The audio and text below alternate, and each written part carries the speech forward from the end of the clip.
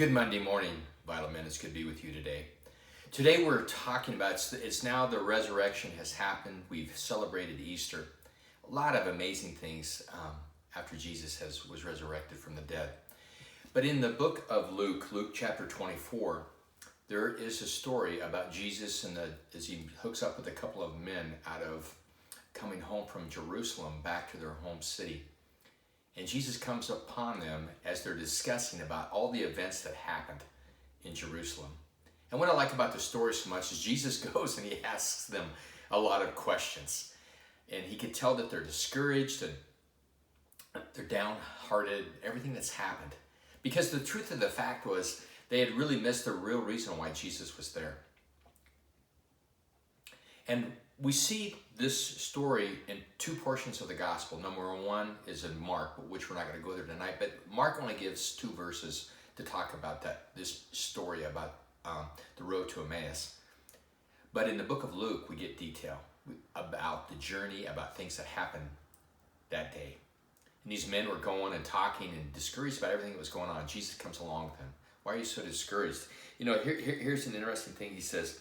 Then he asks them, he goes, "What are you discussing so intently as you walk about, as you head home today?" And what's so cool about this story is Jesus knows exactly what's going on. These men are discouraged because they had missed the reason why Jesus was there. A lot of people during that time thought Jesus is here to conquer the Romans and to overtake them. That this was the Messiah that would look more so like King David. Jesus was the servant-hearted Messiah that came. Not what they expected. So they had missed everything, the reason why it came. And then they go and they talk about all these things that are happening. And Jesus goes, "What things?" So they go on and talk to him about what had happened and that Jesus had literally been turned over by the scribes and the Pharisees and the leading priests over to the Romans to be crucified. They were just downhearted. How could this happen? But it was so cool as Jesus goes and as he talks with them and goes on further. And then another point that he makes here in verse 25 as they're going along the way. He talks about the report. They even talk about the men, about how the women had went and found the tomb empty.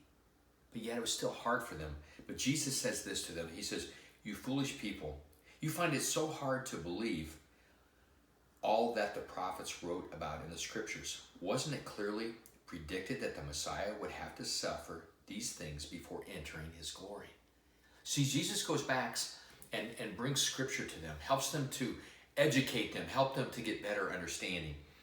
And as they're getting toward the end of their day, Jesus goes, "Well, it's time for me to leave." And they say, no, you can't leave. You got to come in with us and have supper with us. And what does Jesus do?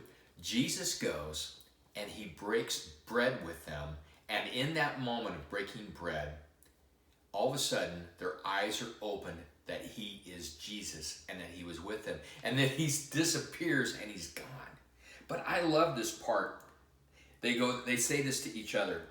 They said, "Didn't our hearts burn within us as he talked with us on the road and explained the scriptures to us?" So here's my question to you today. Does your heart burn to get into the Bible? And also too with your journey with Jesus. Does it burn? Because these men go back that night, back to Jerusalem. They leave Emmaus, take a 7-mile trek to go back and find the disciples and let them know, "We have found," it says this, "they have found the 11, and they said, we reported to them, we have found him. He has met with us." And again, it was just another citing the proof that Jesus had truly resurrected from the dead. So does your heart burn today? Man, I hope it does. In the midst of all the things that are going on, and even in the midst of what things are going on in our nation, does your heart burn for the Lord? I'm hoping that along with me, that when we read the scriptures and we go to God with prayer and talk to Jesus, that our hearts burn.